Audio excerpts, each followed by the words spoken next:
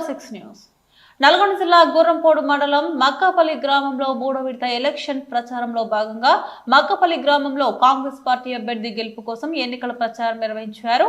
జిల్లా ప్రధాన కార్యదర్శి కంచర్ల వెంకటరెడ్డి మరియు మండల పార్టీ అధ్యక్షులు సర్వయ్య, నాగార్జున సాగర్ యోజన కాంగ్రెస్ ప్రధాన కార్యదర్శి జగదీశ్వర్ రెడ్డి మరియు మండల నాయకులు లంకల అశోక్ రెడ్డి మరియు కాలం మల్లికార్జున్ రెడ్డి, గ్రామ ప్రజలు, యూత్ కాంగ్రెస్ సభ్యులు పాల్గొనగా ఈ కార్యక్రమంలో భాగంగా ఎమ్మెల్యే మాట్లాడుతూ నియోజకవర్గ అభివృద్ధిలో భాగంగా 160 కోట్ల రూపాయలు మంజూరైనట్లుగా, అందులో భాగంగా గుర్రంపోడు మండలానికి 60 కోట్ల రూపాయలను కేటాయిస్తున్నట్లుగా పేర్కొన్నారు.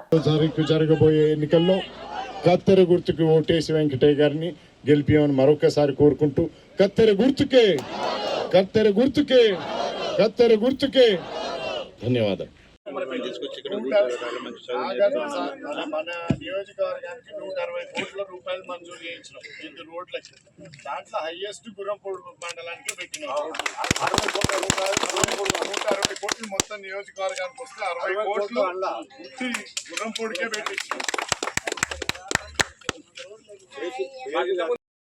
మనం మాత్రం పేద ప్రజల గురించి, వారి సంక్షేమం గురించి ఆలోచిస్తూ ముందరికెళ్తూ 70 రేషన్ కార్డులు కేవలం మన మక్కపల్లి గ్రామంలోనే నూతనంగా ఇవ్వడం కూడా జరిగింది. ఈ విధంగా మనం కులాల్ని, మతాల్ని, ప్రాంతాల్ని, మనుషుల్ని, పార్టీలని, రాజకీయ పార్టీల్ని వీటన్నిటికీ దూరంగా పెట్టి అందరినీ ఊరిని మొత్తం ఏకం చేసే క్రమంలో మిగిలిన దగ్గర అంతా చాలా మంది ఉన్నారు. రాజకీయం చేసేందుకు విడగొట్టి అంటే ఎన్నో యునానిమస్ అయ్యే గ్రామాలు ఉండేవి. అవి యునానిమస్ చూసుకుంటే ఊరికి ఎంతన్నా ఏదన్నా ఎవరన్నా సాయం చేసేందుకు అభ్యర్థిస్తే అది ఊరికన్నా పనికి వచ్చేటివి, లేకపోతే మన గుడి కన్నా పనికి వచ్చేటివి, మన బడి కన్నా పనికి వచ్చేటివి. కానీ ఇప్పుడు ఎవరికి ఎప్పుడు ఎందుకు పనికి వస్తున్నాయో తెలియదు. నా అభ్యర్థి గారిని కూడా చెప్తున్నాను, ఎక్కువ తక్కువ ఖర్చు పెట్టుకో, మీరు ఎక్కువ తక్కువ ఖర్చు పెట్టనియకండి, మన ఊరిని ఆగం కానియకండి, మీరు ఆగం కాకండి.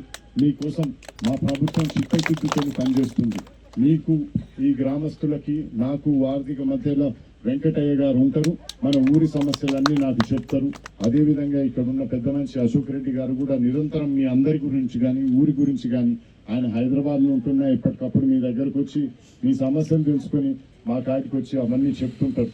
అందులో చాలా సార్లు వచ్చి ఒక పోల్